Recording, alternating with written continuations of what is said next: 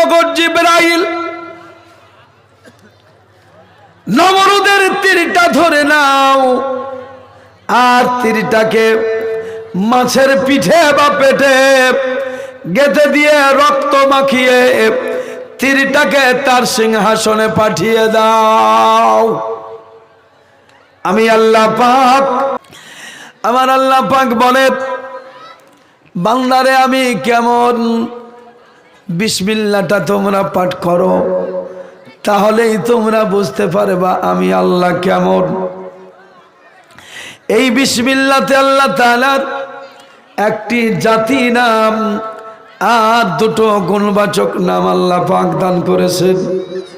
আল্লাহ কেমন, আল্লাহ তাআলা তার পরিচয় দিয়েছেন রহমান। আল্লাহ কেমন বুঝে ধর্ম পালন করুন, দেখবেন স্বাদ পাবেন, ভয় নাই। ইয়া আল্লাহু ইয়া রহমানু ইয়া রহিমু ইয়া মালিকু ইয়া কুদ্দুসু ইয়া সালামু ইয়া মুমিনু, এইভাবে আপনি পড়তে পড়তে চলে যান। আল্লাহর একটা নাম আছে কাহার। এই কাহার নামটা একেবারে শেষের দিকে পাবেন, প্রথমে পাবেন না।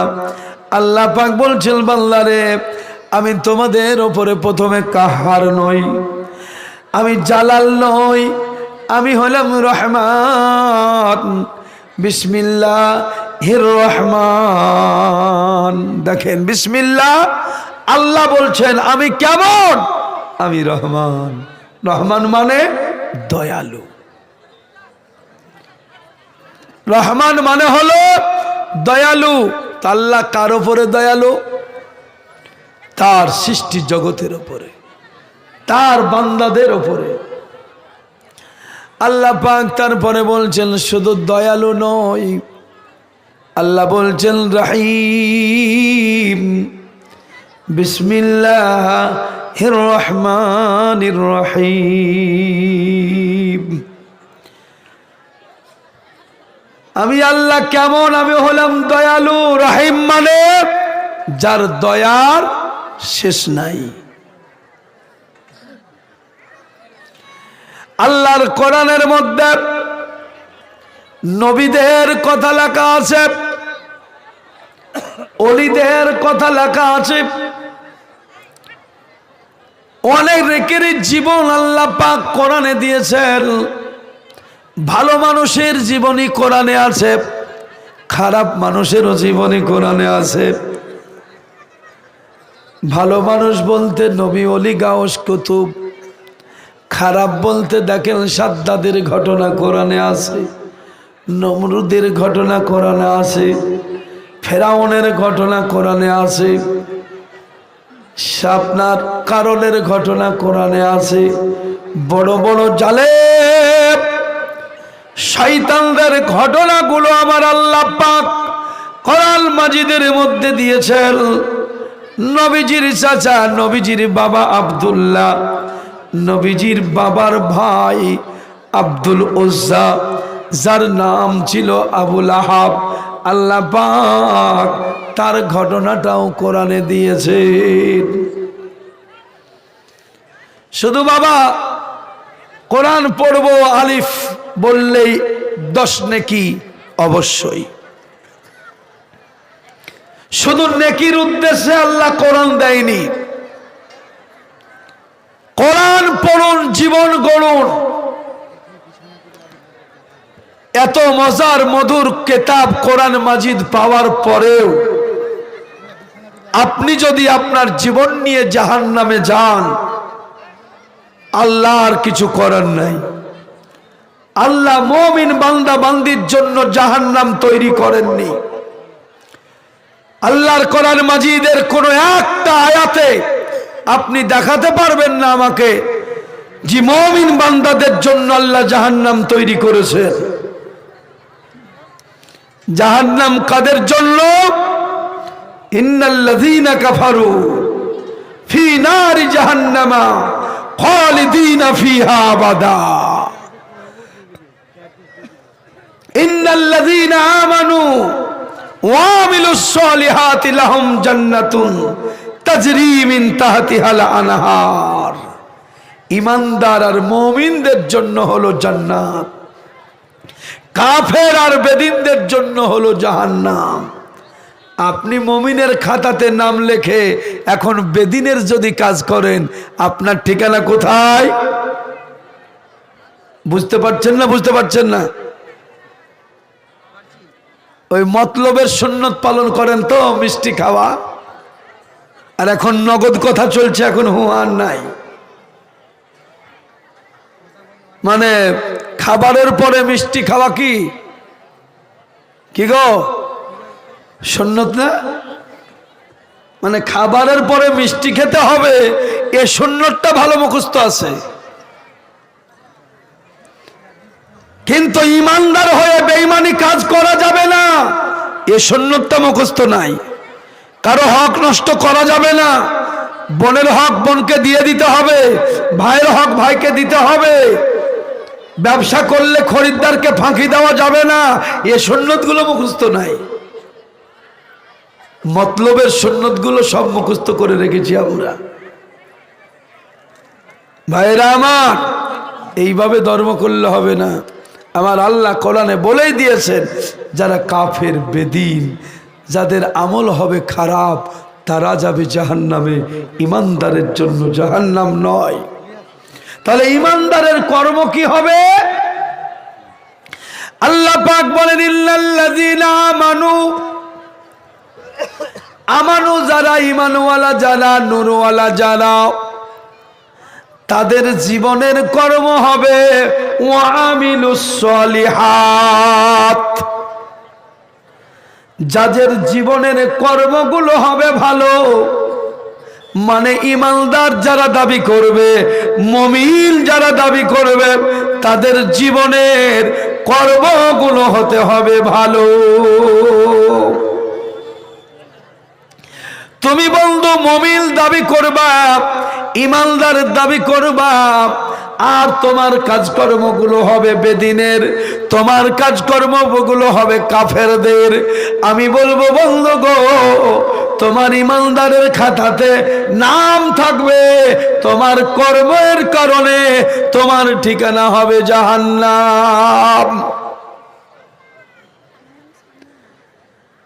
আমার আব্বাজান বাবাজি বল, ভাইরা আমার, আল্লাহ পাক এত দয়াবান, এত দয়াবান বলতেছিলাম যে দয়ার আপনার শেষ নাই।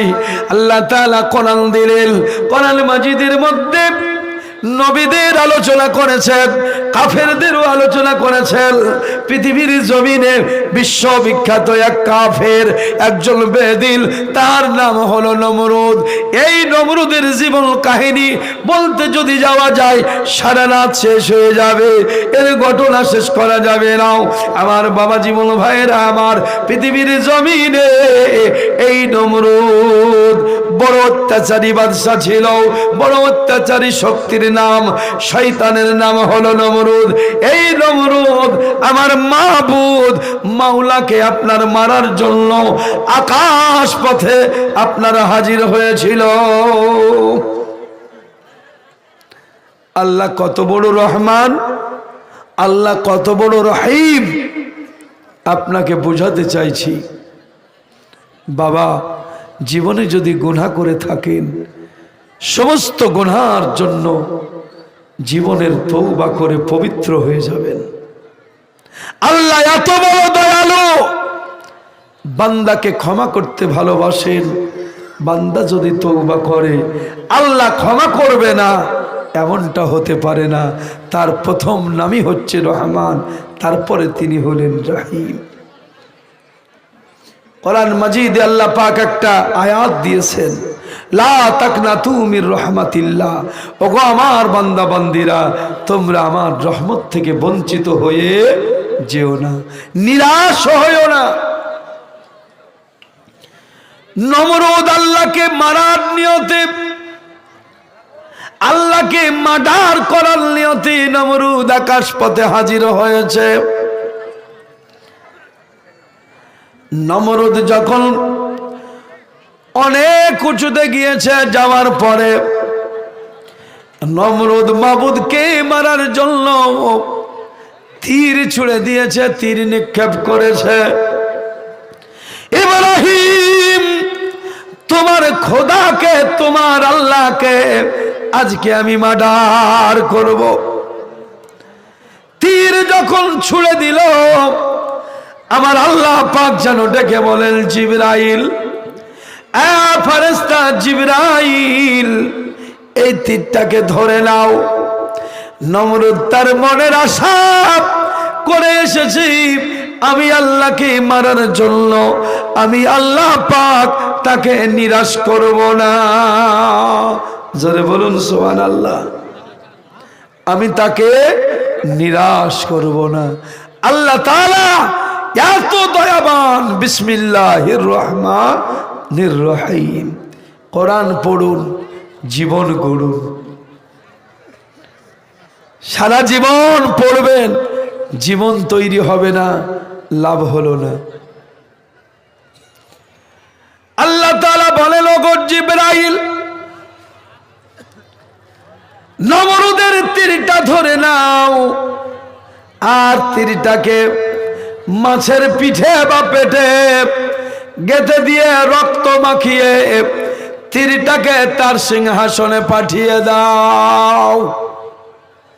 আমি আল্লাহ পাক তাকে নিরাশ করতে রাজি নাই। আল্লাহ বলেন, লা তাকনাতু মির রাহমাতিল্লাহ। ভালো হও মন্দ হও, যেমনই হও না কেন, তোমরা হলে আমার বান্দা। ওগো আমার বান্দা, আমি আল্লাহ পাক কোন বান্দাকে নিরাশ করি না। নমরুদকে যদি আল্লাহ নিরাশ না করে, আল্লাহর যারা বাস্তবেই বান্দা তাদেরকে নিরাশ করবে গো বাবা? করবে না। গুনাহ যদি করিস বান্দা, তওবা করিস তোর মনে।